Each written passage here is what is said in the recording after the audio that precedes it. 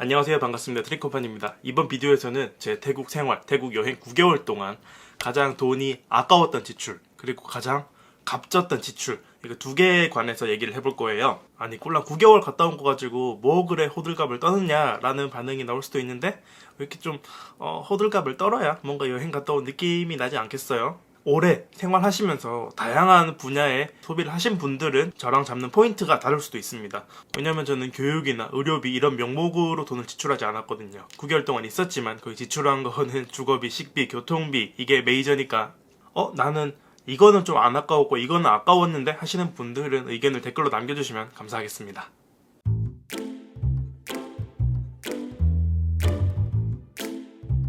이제 세계가 글로벌화 시대잖아요. 태국에도 한국에 있는 웬만한 미국 프랜차이즈들은 다 있어요. 쉑쉑같이 미국에서도 핫했던 그런 브랜드는 없지만 맥도날드, 스타벅스, KFC, 버거킹 전부 다 있습니다. 외국에서도 한국스러운 게 땡길 때가 있잖아요. 맥도날드도 그런 한식과 비슷하게 가끔가다 생각나는 그런 음식 중 하나였어요. 워낙 익숙한 브랜드, 익숙한 맛이니까. 근데 태국에서의 맥도날드 너무 비싸요. 진짜 비싸요. 평범한 태국 식당에서 맛있는 카오카무 한 그릇 먹는데 60바트, 한 2,000원 정도예요. 근데 맥도날드 가서 괜찮은 햄버거 먹으려면은 200바트는 들어갑니다. 그 밑에 싼 것도 있긴 한데 비주얼을 보면은 별로 먹고 싶지가 않아요. 즉 맥도날드 세트 한 개를 먹을 돈이면은 맛있는 태국 음식을 4끼나 먹을 수 있습니다. 만약에 맥도날드가 되게 우리나라에서도 프리미엄한 이미지면은 상관이 없었겠죠. 한국에서 비싼 거, 태국에서도 비싼 거 이해할 수 있으니까. 근데 우리나라에서는 절대 그 맥도날드가 고급진 이미지는 아니잖아요. 용돈 받는 학생 때, 그리고 돈 없을 때 간편하게 끼니를 때우는 그런 장소, 그런 맥도날드를 길거리 음식의 4배에 달하는 돈을 주고 사 먹으라니까 안 아까울래야 안 아까울 수가 없죠. 우리나라로 비유하자면은 한 맥도날드 세트를 먹어야 되는데, 근데 그게 한 2만원, 가서 먹는데 2만원. 그 가격을 감안하더라도 되게 진짜 욕구를 참을 수 없을 때가 있었어요. 아, 맥도날드 먹고 싶어서 미치겠다. 이거는 햄버거에 관한 욕구가 아니라 맥도날드에 관한 욕구였어요. 그래서 맥도날드에 가서 먹을 수밖에 없었는데, 먹고 나서 트레이를 들고 걸어가서 비우는 순간 진짜 돈 아깝다, 이런 후회를 몇 번 했었습니다. 스타벅스랑은 조금 달라요. 스타벅스는 지금은 가격대가 한국에서 그렇게 비싼 건 아니지만 고급 포지션의 이미지가 남아있잖아요. 그리고 태국에서 스타벅스가 다른 카페보다 그렇게 비싸지도 않아요. 약 2배 정도. 일반 밥과 맥도날드에서 한 끼 가격이 4배가 차이 나는데 카페와 스타벅스는 2배밖에 차이 안 납니다. 그래서 이미지도 괜찮은 스타벅스, 인테리어도 좋고 인터넷도 빠르고 먹을만하지, 마실만하지, 이 정도 느낌.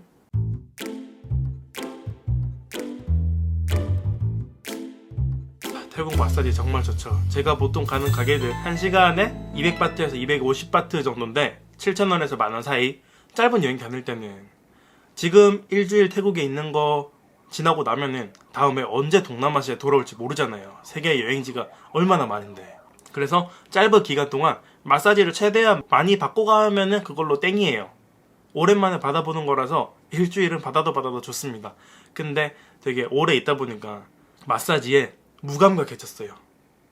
예전에 오랜만에 받았을 때는 되게 시원하고 압력 하나하나가 생생하고 느껴지고 그랬던 게, 마사지사가 발을 누르건 등을 누르건 별로 감각도 안 와요. 그냥 휴대폰만 하고 있는 거예요. 진짜 돈 아깝죠. 마사지를 가는 게 습관처럼 변해버렸다고 해야 될까요? 어떤 거냐면은 가격이 싸서 들어가는데 부담이 없어요. 그리고 어딜 가나 흔하게 널려 있습니다. 제가 사는 콘도에서 제가 좋아하는 식당까지 가는 길에 마사지 가게가 한 5개 정도 되는데, 그냥 밥 먹으러 가기 전에 시간 좀 남는데 배 그렇게 안 고픈데 한번 바꿔 갈까? 하면서 1시간 날리고, 돌아오는 길에도 또 카페 갔다가 돌아오는 길에도 집에 그냥 들어가기 아까운데 마사지는 1시간 받고 갈까? 이렇게 해서 한번 가고, 2-3달 정도를 마사지에 푹 빠져서 살다 보니까 어느 순간 현타가 오더라고요. 내가 이거를 왜 받고 있지? 내가 진짜 이걸 좋아서 받고 있나? 그 다음부터는 진짜 몸이 찌뿌둥할 때를 빼고는 마사지를 잘 안 가게 되었고요. 그동안 쓴 돈이 좀 아깝더라고요.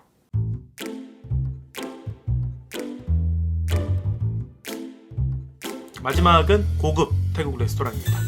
되게 커서 태국 사람들 회식으로 끌어당기는 그런 식당도 있고, 조그만데 인테리어를 차별화해서 비싸게 받는 레스토랑도 있고, 이런 레스토랑은 특히 방콕에 많은데요. 되게 메뉴 특징이 책이 엄청나게 두껍고, 길거리에서 파는 볶음 메뉴나 국물 메뉴는 웬만하면 다 있어요. 카오팟이나 볶음 면이나 아니 파카파오 무사비나 똠양꿍이나 이런 거. 거기에 추가적으로 비싼 요리들, 뭐 보통 해물이나 생선 이게 많은데, 고급 식당에서 먹는 길거리 식당 음식 메뉴가 되게 아깝더라고요.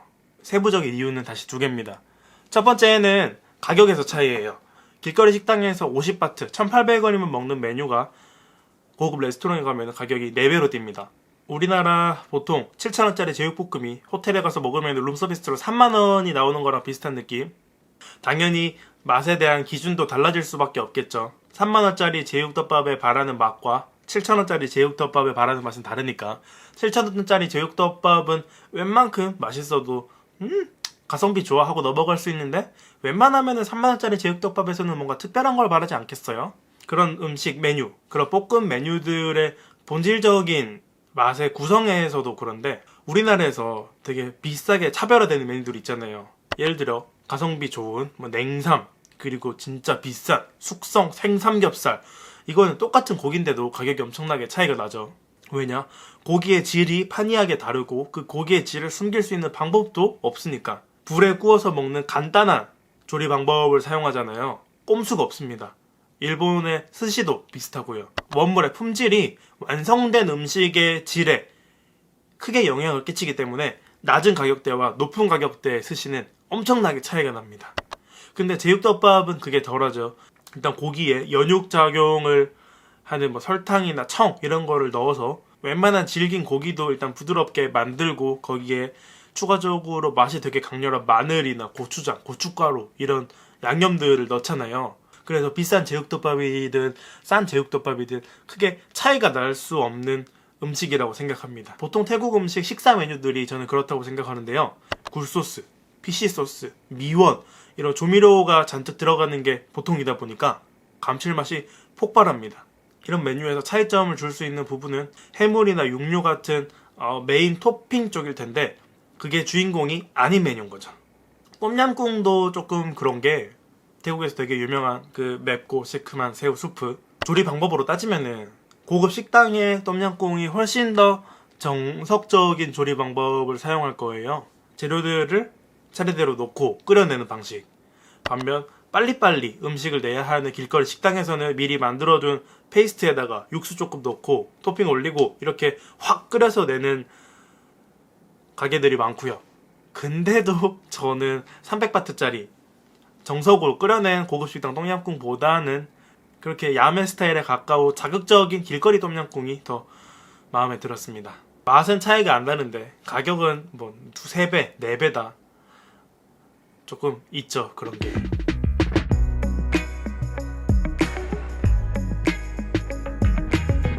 제가 산 곳은 더베이스라는 브랜드 콘도인데요. 방콕 시내에 있는 진짜 고급 콘도만큼은 아니지만 그래도 전국구로 꽤 있는 괜찮은 콘도. 월세는 한 달 10,000바트, 36만원. 거기에 전기세랑 수도세 한 800바트 정도 더해서 조금 넉넉하게 잡으면 한 달에 40만원 정도 월세를 주고 산 셈이네요. 제가 살고 있는 서울의 원룸보다 상태가 훨씬 좋았어요. 방 하나, 거실 하나, 주방 하나 이렇게 따로 있고, 발코니도 있고, 거기에 35층에 수영장에 피트니스에 자전거 무료돼요.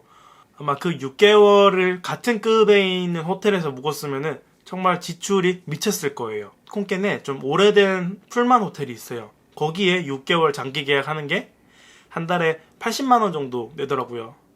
콘도의 2배.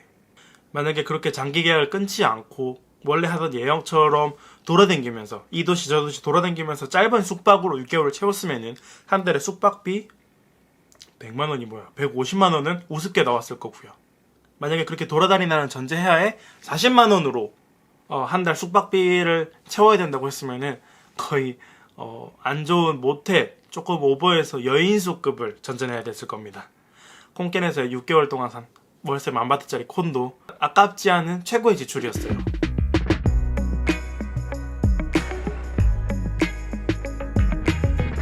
번째는 오토바이와 렌트입니다. 제가 오토바이를 운행한 장소는 방콕, 파타야, 치앙마이, 콩켄, 후아인 이렇게 5도시였고요. 자동차는 콩켄에서 출발해서 밑에 한 바퀴 남쪽으로 삥 둘러서 한 1500km, 2000km 운전한 정도. 방콕을 제외한 다른 지역은 자가교통이 있어서 얻어지는 이득이 너무 많아요. 제대로 된 버스나 지하철 이런 거는 태국 전역을 통틀어서 오직 딱 방콕에만 운행을 하는 상황이거든요. 다른 지방에 그 트럭으로 운행되는 썽태우는 있지만 외지인이 그런 노선도에 접근하는 게 쉽지가 않아요. 파타야, 치앙마이, 푸켓처럼 워낙 잘 알려져가지고 인터넷으로 노선도가 널린 곳도 있지만 그게 아닌 곳이 훨씬 더 많으니까 이런 도시에서는 자가교통이 있어야만 제대로 구경을 할 수가 있죠. 또 그런 많은 시설들이 이런 개인 교통으로 온다는 전제하에 위치를 잡기도 했고요. 돈은 추가적으로 더 들긴 해요. 자동차 빌린 거는 10일에 15만 원이었고 오토바이는 짧게 빌렸으니까 하루에 200바트 선. 그럼 기름값도 있고 그리고 또 자가교통이 있으면은 더 돌아다니는 만큼 추가적으로 여행을 다니면서 쓰는 비용도 예상 외에 지출이 될 수가 있죠. 하지만 그 과정에서 얻어지는 경험은 그 돈보다 훨씬 더 값어치가 있었기에 저는 이 개인교통 렌트를 돈이 아깝지 않은 2순위에 넣습니다.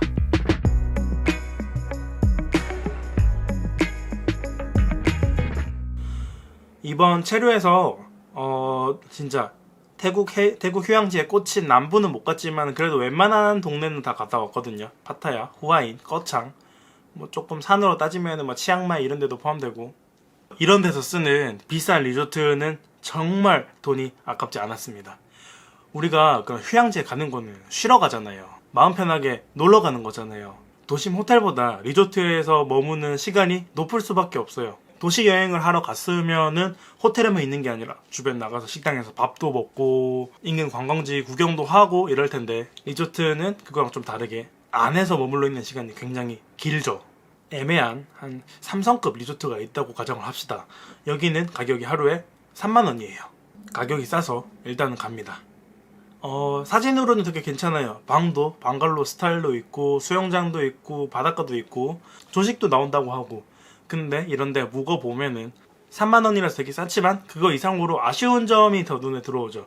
화장실이 뭐가 아쉽다거나 조식이 메뉴가 되게 빈약하다거나 내가 생각했던 뷰는 사진빨이었다거나 침대가 딱딱하다거나 벌레가 나온다거나. 그 다음은 15만원짜리 되게 괜찮은 체인 브랜드 리조트예요. 4성급에서 5성급 왔다 갔다 하고 가격이 3성급과 6배, 7배 차이가 나죠.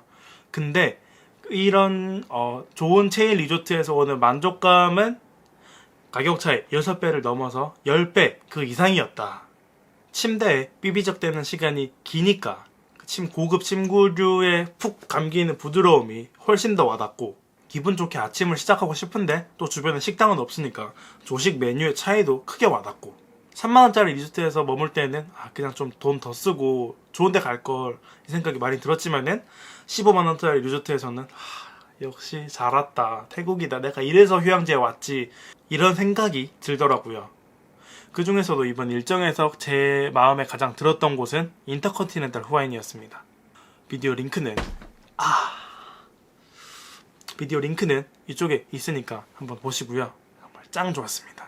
다음에 태국을 가더라도 도시명 호텔에서 쓰는 돈은 아낄 수가 있어요. 근데 바닷가 리조트에서 쓰는 돈은 아끼고 싶지가 않네요. 아까운 지출, 안 아까운 지출에 관한 비디오는 여기까지였습니다. 재밌게 봐주셔서 감사합니다. 거품컵이라고 해야 되나?